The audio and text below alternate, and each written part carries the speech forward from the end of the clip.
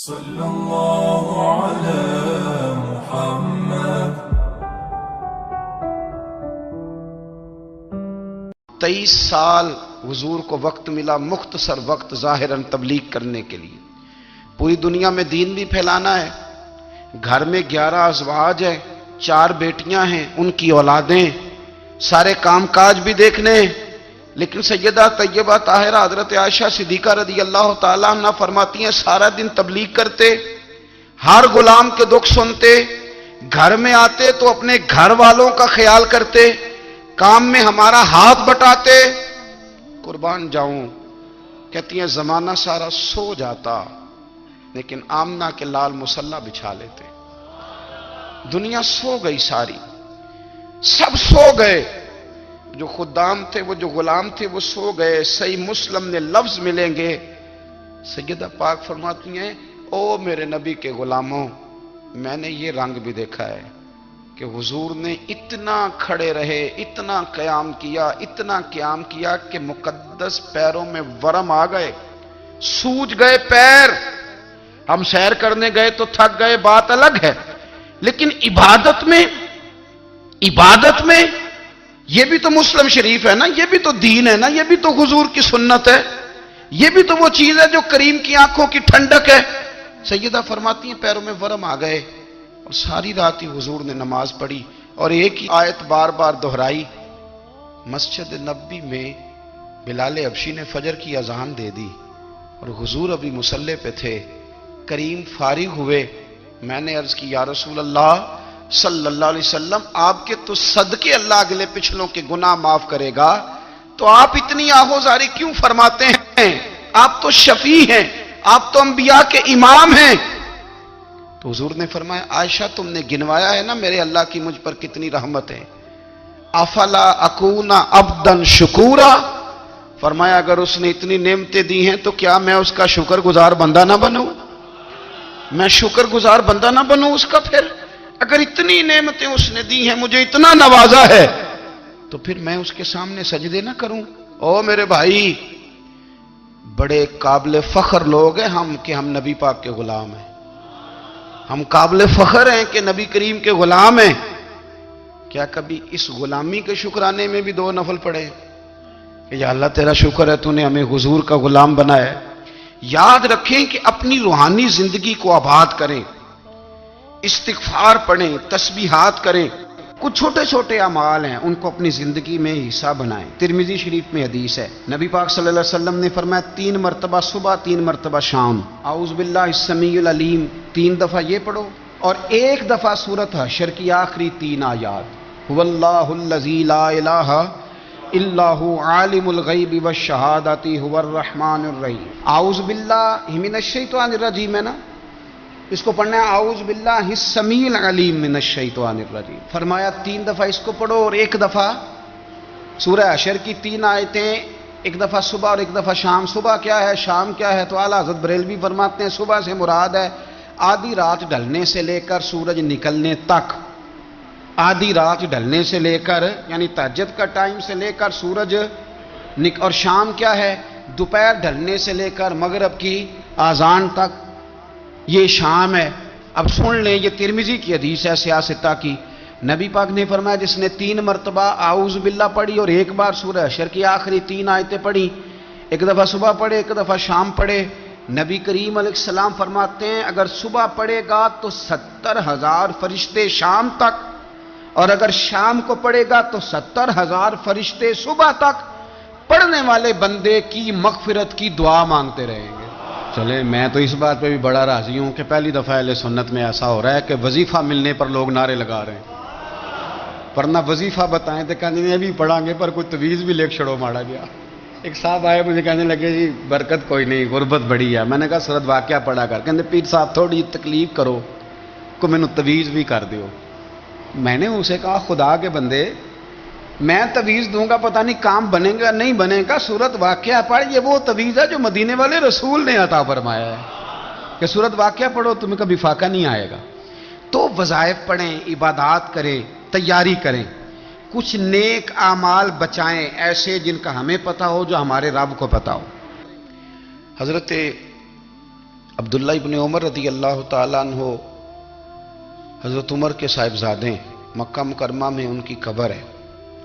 میں نے جب انہیں پڑھا تو مجھے ان سے بڑا پیار ہو گیا، لیکن آپ کو پتہ ہے وہاں جا کے کسی شخص کا مزار تلاش کرنا یا پوچھنا ایک مشکل کام ہوتا ہے۔ تو ایک دفعہ میں مکہ شریف میں حاضر تھا، تو ایک گاڑی والا ڈرائیور مجھے کہنے لگا کہ مولانا میں آپ کو جانتا ہوں، مجھے آپ سے محبت ہے، ایک بات بتاؤں آپ کو۔ میں نے کہا بتاؤ۔ کہنے لگے حضرت عبداللہ ابن عمر کی قبر دیکھنی ہے۔ میں نے کہا یہ تو نہیں کہہ رہا، یہ کسی نے بندوبست کرایا ہے، یہ اللہ نے تیرے دل میں بات ڈالی ہے، یہ ہو گیا تو لے چل مجھے۔ حضرت عبداللہ ابن عمر کو نبی پاک نے فرمایا تھا راجل صالح، یہ نیک بندہ ہے، یہ متقی آدمی۔ حضرت عبداللہ ابن عمر رضی اللہ تعالیٰ عنہ سیدنا فاروق اعظم رضی اللہ تعالیٰ عنہ کے صاحبزادے ہیں، اور ان کی ہمشیرہ سیدہ حفصہ رضی اللہ تعالیٰ عنہ حضور کی زوجہ محترمہ ہے۔ ایک دن اپنی ہمشیرہ سے کہنے لگے کہ نبی کریم صلی اللہ تعالیٰ علیہ وسلم گھر میں آئے نا، اور اگر حضور غم امت میں پریشان نہ ہوں، طبیعت کو حشاش بشاش دیکھو، تو ذرا پوچھنا تو صحیح حضور کا میرے بارے میں کیا خیال ہے، پوچھنا تو صحیح کہ کریم کی بارگاہ میں میرا کیا مقام ہے، میرے بارے میں حضور کیا فرماتے ہیں۔ اب بہن کو کام بتائے، اور بتائے بھی بھائی، اور پھر بہن وہ کام نہ کرے، یہ تاریخ میں ہوتا نہیں۔ حضرت عمر فاروق رضی اللہ تعالیٰ عنہ کی صاحبزادی ام المومنین رضی اللہ تعالیٰ عنہ فرماتی ہیں کہ میں تو بس منتظر تھی۔ انہوں نے تو کہا تھا نا کہ اگر تم حشاش بشاش دیکھو تو بات کرنا، لیکن حضور تشریف لائے، میری باری تھی، میرے گھر تشریف لائے، کھانا پیش کیا تو فوراً میں نے عرض کی حضور ایک بات پوچھنی تھی۔ تو حضور نے فرمایا پوچھئے۔ میں نے عرض کی حضور میرے بھائی عبداللہ ابن عمر کے بارے میں آپ کا کیا خیال ہے؟ نوجوانوں میری بات پہ غور کرنا، میرے بھائی کے بارے میں آپ کا کیا خیال ہے؟ تو نبی کریم صلی اللہ تعالیٰ علیہ وآلہ وسلم نے میری طرف دیکھا، اور پھر حضور زیر لب تھوڑا مسکرائے، اور بریلی کے امام کہتے ہیں کہ حضور مسکرا دیتے تھے نا تو جو بڑا دکھی ہوتا تھا وہ بھی ہنس پڑتا تھا۔ اب سوال پیدا ہوتا تھا کہ پھر تو اس مسکراہٹ کے لیے انتظار کرنا پڑتا ہوگا کئی مہینے کہ حضور مسکرائیں تو رونے والے ہنسیں، تو اعلیٰ حضرت فرماتے نہیں، انتظار نہیں کرنا پڑتا، یہ مسکراتے رہنا تو حضور کی عادت ہے۔ جس کی تسکین سے روتے ہوئے ہنس پڑے، اس تبسم کی عادت پہ لاکھوں سلام۔ یعنی یہ تو عادت ہے حضور کی مسکراتے رہنا، اس کے لیے انتظار نہیں کرنا پڑتا۔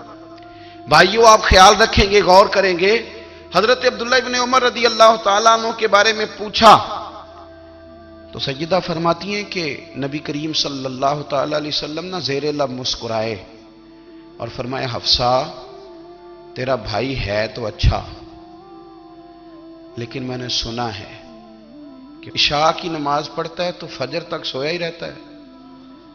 او نوجوانوں، 10 بجے تک سونے کی بات نہیں ہوئی، 9 بجے تک سونے کی بات نہیں ہوئی، 11 بجے اٹھنے کی بات نہیں۔ حضور فرمانے لگے میں نے سنا ہے کہ عشاء کی نماز پڑھ کے سو جاتا ہے اور فجر تک سویا ہی رہتا ہے، اسے چاہیے کہ تہجد کے وقت اٹھا کرے، اللہ کی بارگاہ میں حاضر ہوا کرے، آہوزاری کرے، سجدے کرے، عبادت کرے، اٹھتا ہے اور فجر میں جا کے اٹھتا ہے۔ حضرت جناب حفصہ رضی اللہ تعالیٰ عنہ کہتی ہے میں نے جناب عبداللہ ابن عمر کو پیغام دیا اور میں نے کہا میرے جوان بھائی سن، نبی پاک نے فرمایا ہے تو اچھا پر تہجد میں نہیں اٹھتا، نفل نہیں پڑھتا۔ او میری ملت کے جوانوں، مزہ نہیں آ جاتا جب ساری دنیا سوئی ہو، ساری دنیا، اور بستر بھی گرم ہو اور نیند بھی پورا غلبہ کر رہی ہو، اور اچانک گھنٹی بجے دماغ میں، آنکھ کھلے، گھڑی پہ نظر پڑے، 3:30 4 بجے کا پیغام گھڑی بتائے، اور کوئی چڑھتی جوانی والا اٹھ کے وضو کرے، اور جب وہ مصلی کھول کے بچھائے تو مدینے والے محبوب کہتے ہیں کہ ہر نماز پہ رب ثواب دیتا ہے، اور جو اٹھ کے تہجد کی نماز پڑھے اسے دیکھ کے تو رب مسکراتا ہے، جو اس کی شان کے لائق ہے، جو اس کی شان کے لائق، وہ مسکراتا ہے، خوش ہوتا ہے کہ میرا بندہ تہجد میں اٹھ گیا، وہ مسکراتا ہے۔ کاش ہماری صبحیں کبھی اپنے مالک کے نام ہو جائیں. کاش کے صبح حضرت ابو الحسن رحمۃ اللہ تعالی علیہ حضرت معاذ ابن جبل رضی اللہ تعالیٰ عنہ کے پاس بیٹھا کرتے تھے. فرماتے ہیں ان سے جو پیار بڑھا تو پھر میرا مصلی سے بھی بڑھ گیا. تابعی ہیں. فرماتے ہیں صحابی رسول سے محبت ہوئی تو ذکر سے بھی ہو گئی, پھر درود شریف سے بھی ہو گئی. محبت ان سے بڑھی تو پھر اللہ نے مسجد کا پیار بھی بڑھا دیا. آپ فرماتے ہیں کہ میری ہر وقت طبیعت چاہتی تھی کہ بس اللہ اللہ کروں, بس اللہ اللہ کروں, بس نہ میں ذرا تھوڑی جان چھڑاؤں لوگوں سے, کو 10 منٹ ملے تو میں کچھ 4 نفل پڑھ لوں, میں تھوڑا سا نہ بچوں لوگوں سے, اور مجھے تسبیح ملے تو میں نہ کچھ 400-500 دفعہ استغفار پڑھوں, سبحان اللہ, الحمدللہ, اللہ اکبر, لا حول ولا قوت الا باللہ, میں نہ تسبیحات پڑھوں. فرماتے ہیں کہ بچے تھے گھر میں 6-7, غربت تھی, کام ملتا کوئی نہیں تھا, اور میں کام چور نہیں تھا, کام ڈھونڈتا تھا, پر اللہ کی قدرت کے کام نہیں ملتا تھا. فرماتے ہیں کہ میں نے ایک دن اپنی اہلیہ سے کہا کہ آج میں پھر جاتا ہوں کام ڈھونڈنے. تو میری بیوی بڑی فرما بردار تھی, پر اس دن نہ غربت کے ہاتھوں تنگ آ کے کہنے لگی, آج نانا کوئی تو چیز لے کے آیا, تو مجھ سے بچوں کی بھوک نہیں دیکھی جاتی. یہ سب روگاں دا روگ محمد جس دا نام غریبی, کنڈ بلا کے لنگ جاندے نہیں دوست یار قریبی. آج نہ کچھ لے کے آیا تو میں بچے لے کے میکے چلی جاؤں گی. شیخ فرماتے ہیں کہ میں بڑا پریشان گھر سے نکلا, پر میں نے صبح سے لے کے زور تک کام ڈھونڈا, کام ملا کوئی نہیں. تو میرے دل میں خیال آیا, چلو کام نہیں ملتا تو اللہ اللہ تو کرے نا, چلو بندوں کی مزدوری نہیں ملتی تو رب کریم کی عبادت ہی کرتے ہیں.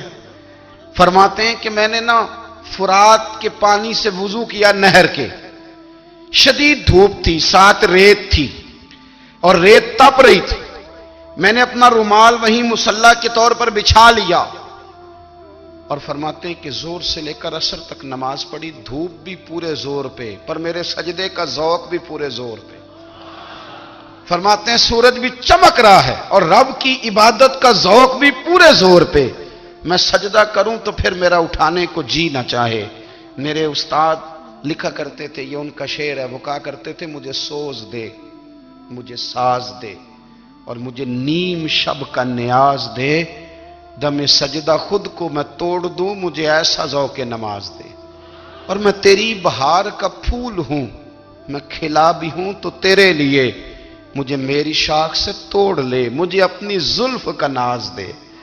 بھائی فرماتے ہیں کہ عصر تک میں نے نفل پڑھے, دل ڈھلنے لگا, عصر کی نماز پڑھی اور میں وہاں سے چلا.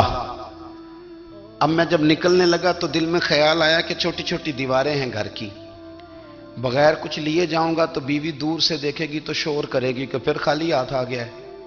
کہتے میں نے اپنے اسی رومال میں جس پہ میں نے نماز پڑھی تھی نا, رومال میں کی آخی دے پنجابی جو صافہ کہتے ہیں, اسی میں نا میں نے کچھ ریت بھر لی کہ وہ دور سے دیکھے گی تو سمجھے گی کچھ لے کے آیا ہے, چلو جا کے اسے بتا دوں گا کہ آج پھر مزدوری نہیں ملی. کہتے ہیں وہ ریت لے کر جب میں گھر میں گیا تو پہلے بیوی دروازے پہ کھڑی ہوتی تھی, پوچھتی تھی خالی ہاتھ آ گئے ہو, آج میں نے دیکھا تو ہے ہی کوئی نہیں. فرماتے ہیں میں اندر داخل ہوا, سلام لیے, کونے میں نے وہ رومال رکھ دیا, اور میں نے آواز دی کہ بھلی مانس کہاں ہو. تو وہ کہنے لگی آپ منہ ہاتھ دھو لیں, میں روٹی لے کے آئی. میں نے کہا روٹی کہاں سے آ گئی, یہاں تو کئی دنوں کے فاقے, تو کئی دنوں کی غربت ہے, یہاں تو اس گھر میں تو فقیری ہے. فرماتے ہیں کہ وہ روٹی لے کے آئی, اور اس وقت کی جو موجودہ نعمتیں تھیں, سمجھ لیں سلاد, اچار, ہر چیز ساتھ لائی. میں نے کہا کہ بچے کہاں گئے, کہنے لگی وہ کھانا کھا کے کھیلنے گئے, آپ کھانا کھا لیں آ جاتے ہیں. کھانا اس نے چن دیا. میں نے حیرت انگیز لہجے میں ساری نعمتیں اپنے دسترخوان پہ دیکھ کر کے بیوی سے پوچھا یہ کہاں سے آیا کھانا, بچوں کو تو نے کہاں سے کھانا کھلایا, یہ سارا کچھ کیسا ہے. تو کہنے لگی پتہ نہیں آج آپ کس کریم کی مزدوری کرنے چلے گئے تھے, پتہ نہیں کس کریم کی, میرے گھر میں تو اتنی نعمتیں آئی ہیں کہ مجھ سے سنبھالی نہیں جا رہی, اتنا اناج ہے, اتنا گندم ہے, کس کریم کے دروازے آج چلے گئے تھے. یہ کہتے کہتے وہ اٹھی اور اٹھ کر کے کہنے لگی پہلے ہی بڑا کچھ آیا تھا، اب کیا لے آئے ہو؟ اور جا کر کے نا اس نے وہ ریت والا رومال کھولا، کہنے لگے میں تو لے کے آیا تھا ریت، تو میرے رب نے اسے بھی سونے اور ہیرے بنا دیا تھا۔ جب آپ کی توجہ اللہ کی جانی، میرے نبی پاک صلی اللہ تعالی علیہ وسلم نے فرمایا ہر چیز اپنے رب سے مانگ، ہر چیز مانگ، ہر چیز مانگ۔ یا رسول اللہ کیا کچھ؟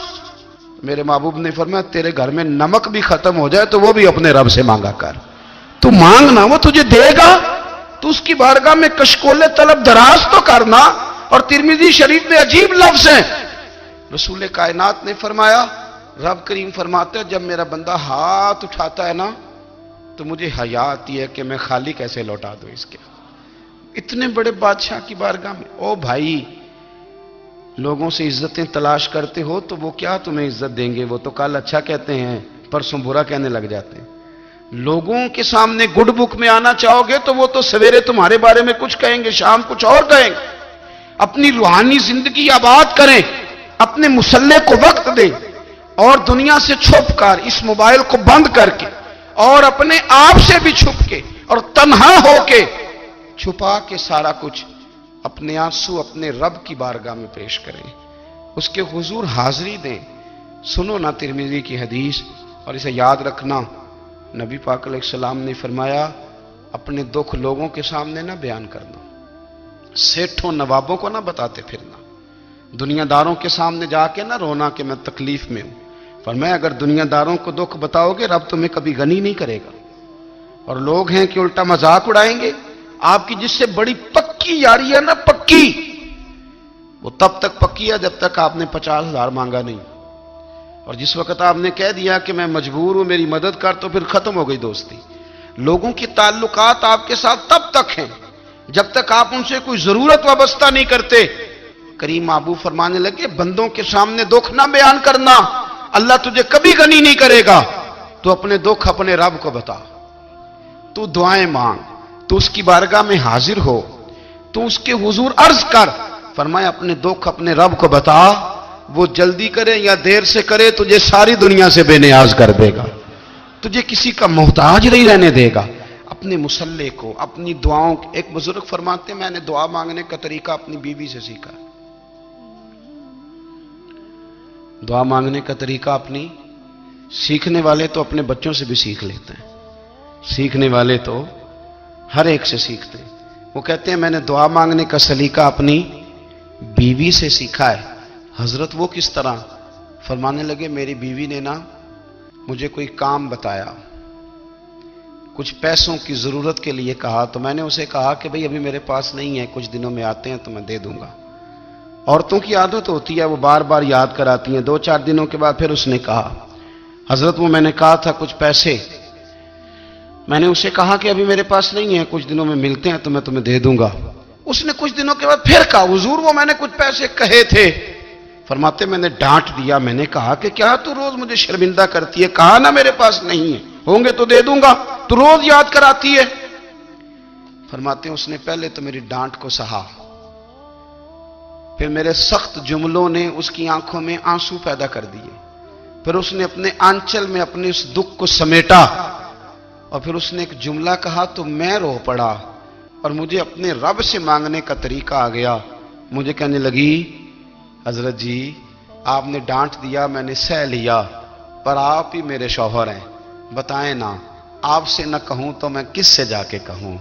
فرماتے ہیں میں رو پڑا، اور میں کھل کے رویا، اور میں تڑپ کے رویا، اور پھر میری سسکیاں بند گئیں۔ تو مجھے کہنے لگی آپ کو کیا ہوا؟ میں نے کہا مجھے بھی دعا مانگنی آ گئی ہے، جب میں اسے کہوں گا نا اللہ تو ہی میرا رب ہے، میں تجھ سے نہ کہوں تو میں کس سے جا کے کہوں؟ میں کیوں کسی بندے سے سوال کروں؟ میں کیوں کسی دنیا دار سے کہوں؟ میں تیرے بندوں کا، نیک بندوں کا وسیلہ لے کے، تیرے محبوب کی غلامی لے کے تیری بارگاہ میں آیا، تجھ سے نہ مانگوں تو کس سے مانگوں؟ سمجھ آ گئی ہے جب میں اس رنگ میں مانگوں گا تو پھر رب میرے اوپر بڑا ہی فضل فرمائے گا، وہ میرے اوپر بڑی رحمت کرے گا، وہ میرے لیے آسانیاں کرے گا۔ عزیز دوستو ہم اس طرح کرنے لگ گئے ہیں کہ ہم نے نا اپنے تعلقات پر اعتماد کرنا شروع کر دیا ہے۔ میرے تعلقات بہت ہیں، ہم نے اپنی دولت پر اعتماد کرنا شروع کر دیا ہے، میرے پاس دولت بہت ہے، ہم نے اپنے علم پر، اپنی شہرت پر اعتماد کرنا شروع کر دیا کہ میرے پاس فلاں چیز بہت ہے. یاد رکھنا، جب بے نیاز اپنی صفت بے نیازی دکھاتا ہے تو بڑی بڑی دولتوں والے مجبور نظر آتے ہیں. بھائیو، جب انسان کا رشتہ اپنے مالک کے ساتھ ہوتا ہے پھر تو غم بھی کچھ نہیں کہتے، پریشانیاں بھی کچھ نہیں کہتی، پھر تو زندگی صبر والی، پھر تو زندگی توکل والی، پھر تو زندگی بھروسے والی. پھر انسان اپنے آپ کو رسوا نہیں کرتا. دنیا داروں سے امیدیں اس کی ختم ہو جاتی، امیدیں اللہ رسول سے لگا لیتا ہے، مضبوط ہو جاتا ہے، مضبوط، طاقتور ہو جاتا ہے، خوددار ہو جاتا ہے، باوقار باعزت ہو جاتا ہے. حضرت بہلول دانا رحمت اللہ علیہ بیٹھے تھے تو ہارون رشید حج کر کے آ رہا تھا. تو رستے میں حضرت شیخ سے ملاقات ہو گئی تو السلام علیکم کے بعد کہنے لگا، حضور کوئی حکم ہو تو بتائیے گا. تو حضرت بہلول دانا فرمانے لگے، تیرا رب کون ہے؟ اس نے کہا اللہ. تو فرمایا میرا کون ہے؟ کہا اللہ. فرمانے لگے تو بڑا ہی بیوقوف ہے، کیا تو یہ سمجھتا ہے کہ رب ہارون رشید کو تو دے گا اور بہلول دانا کو بھول جائے گا؟ تیرا بھی وہی رب ہے، میرا بھی وہی رب ہے. اس نے اگر تجھے دے کے آزمایا ہے تو ہو سکتا ہے مجھے نہ دے کے آزما رہا ہو. جب اس کی حکمت کے تقاضے ہوں گے تو عطا کرے گا اور دے گا. تو جا اپنا کام کر. بھائی، اپنی روحانی زندگی، اپنی عبادات، اپنے وظائف، اپنے روزمرہ کے معاملات، اپنی دعائیں، اپنا استغفار. دیکھو کوئی مشکل کام تو نہیں، 2 رکوع ہیں سورہ واقعہ کے، اگر رات کو پڑھ لی جائے تو. میں کس طرح یہ بات بیان کروں کہ تعویذ بانٹنا آسان ہے اور وظیفہ بتانا مشکل ہے. صلی اللہ علی محمد. چل نبی ایندارن تے ایندارن تے چل نبی ایندارن تے ایندارن تے چل نبی ایندارن تے دارن تے نبی دے چل عشق نبی دے عاشقو سب مشکلاں دا حل. چل نبی ایندارن تے ایندارن تے چل نبی ایندار تے. ربا ہن سن لے میری تیرے میں ترلے پاواں، ربا ہن سن لے میری تیرے میں ترلے پاواں. کدے او دن وی آون میں وی مدینے جاواں، میں وی مدینے جاواں، میں وی مدینے جاواں. روزے دے سامنے بہ کے، روزے دے سامنے بہ کے سوہنے نو نعت سناواں، روزے دے سامنے بہ کے سوہنے نو نعت سناواں. ہووے ختم جناتیں، ہووے ختم جناتیں، دم وی جاوے نکل. چل نبی دے در تے در تے چل نبی دے در تے. سونے دا پیار سونا اس دا کردار سونا، سونے دا پیار سونا اس دا کردار سونا. جا کے مدینہ ویکھو اس دا دربار سونا، جا کے مدینہ ویکھو اس دا دربار سونا. سونا اے آپ سونا اس دا ہر یار سونا، سونا ہے آپ سونا اس دا ہر یار سونا. صدیق عمر علی غنی، صدیق عمر علی غنی دا کوئی نہیں بدل. چل نبی دے در تے در تے چل نبی دے در تے. سارے دعاواں منگو رل کے مدینے جائیے، سارے دعاواں منگو رل کے مدینے جائیے. سونے دی نعت اساں پڑھ دے پڑھاں دے جائیے، سونے دی نعت اساں پڑھ دے پڑھاں دے جائیے، سونے دی نعت اساں پڑھ دے پڑھاں دے جائیے، پڑھ دے پڑھاں دے جائیے. سن دے سونا دے جائیے، سن دے سونا دے جائیے، سن دے سونا. صلی اللہ علی